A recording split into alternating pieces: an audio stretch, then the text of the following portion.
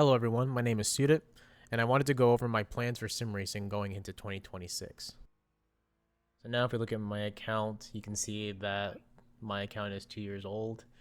Uh, I joined in 2024, and this was the results of the 2025 year. Looking at the recaps, I did 149 race starts with my average start being ninth position, my average finish being 8th position.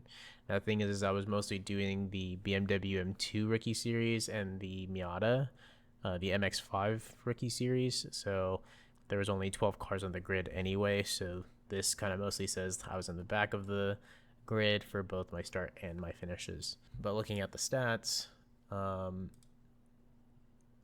obviously I started here in 2024, 1350B in the start. I started really progressing, mostly learning my fundamentals through 2024. And then in the end of December in 2024, I really started to shoot up to 1900s. I think I really caught a break with good positions in my races, started getting a lot more safety rating, and I was just feeling really confident.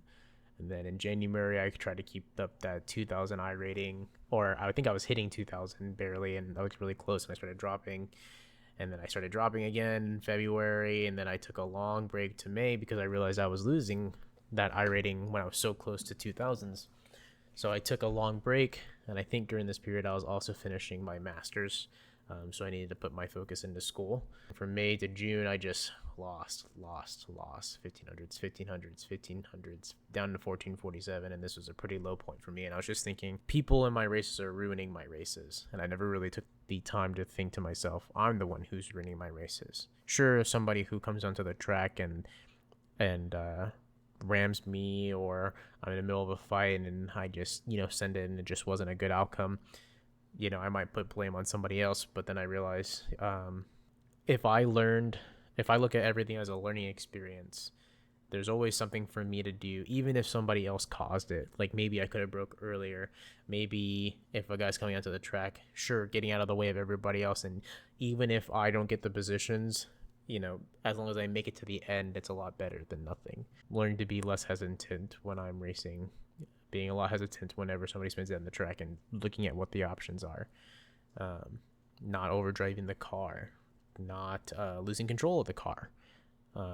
Those are all things that I started to realize as I was racing. From June, 1447 had a low point, and then I started getting, at the end of June, I raced a lot and got my points back up to 1800, had a small dip, and then 1900s, and I finally hit 2000 around the August time frame. And I was super happy, super stoked that I got there. And then I just rose a bit more, 2100. I was super stoked that I got up to 2100, and I really just wanted to push more. I was trying to think, okay, well, if I got to 2100, maybe I can get up to, here's 2138. And I thought to myself, I should be able to get myself up to 2500. I mean, why not? Have this big increase. I'm performing pretty well.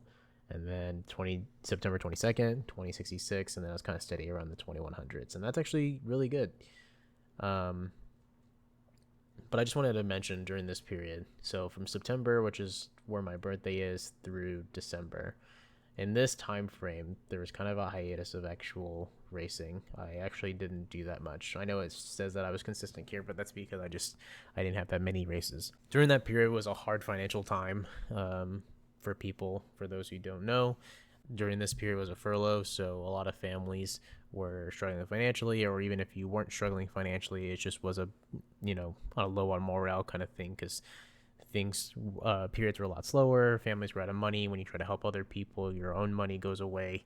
I just was in a bad mental space. I didn't really sim race a lot, and I really missed what sim racing gave to me. It gave to me a lot of enjoyment. It gave me a lot of freedom. It allowed me to practice and figure out what my mistakes are. It allowed me to race and find out in real time what my mistakes really were. It allowed me to enjoy the competition of other racers, learn how cars work, enjoy what the inputs of me as a driver does to a car, and show me where I can finish based off of my practice and based off of the things that I've learned. This is really thrilling to me and something that I've picked up as a hobby. But again, during this point was a very low mental space, so I didn't drive that much. That's why you can see some consistency. It wasn't because I drove and I just didn't really gain any points. It was mostly just because I didn't really race. So towards the end of the December, I think I did come back. So you can see from October 21st to December 1st, I told myself, okay, well, you know that sim racing is what's giving you that enjoyment outside of work, enjoyment out of trying to be around people and socialize. So I came back December 1st, 2053. I lost a little bit of points, a little bit of gains towards the end of December, and then a little bit of drops as well. But I came back, and really I just want to be more consistent with sim racing this year. But for 2026, what I want to do is I want to be more involved with what racing has to offer, and those would be obviously the different series themselves, the endurance races, the special events. I don't think I'll have teammates for a lot of the special events and endurance races that I could do. Those would be the 6 hour, 8 hour, 12 hours, 24 hours. One, because I have a job, so I can't spend that amount of time really racing. Even though these events are mostly on weekends, being an adult really gives you a lot less time to do things, especially when, if I try to sit for a 6 hour race, 8 hour race, I got to get up and help out family members. So I can't, as much as I would like to, I don't think I'll be given that amount of freedom to really race 8 hours. Or, with teammates, it would be 4 hours or 2 hour blocks, whatever, and you can do whatever you need to before you need to come back. I want to be more consistent with the races that I want to be a part of, more series, GT4, the multi-class GT4, LMP3, looking into open setups and trying to either do that on my own or look into what people offer for setups and learning what a setup actually does for a car and how that affects me as a driver. Further developing who I am as a driver and find out which cars work for me.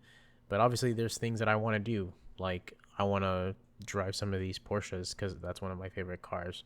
And I know that those cars are very based off of your inputs. And sometimes I have a heavy foot. Sometimes I oversteer a car, understeer depending on what it is as well. But my steering angle usually is a little too much. So learning to take my disadvantages, my weaknesses, and learn how to drive these cars better. I also want to race in some of the endurance races. I actually started this year with doing the 2 hour events for the LMP3 GT4 series, and what will be upcoming is the Daytona, the Roar event, which is a 2.4 hour endurance race if you're unaware.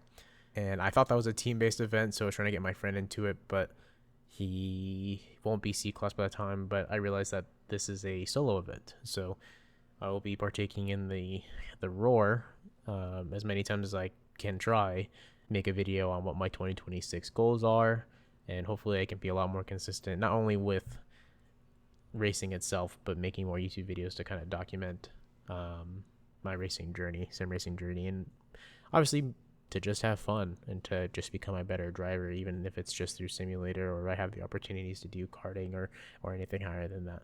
But thanks guys for watching, and we'll see what happens this year.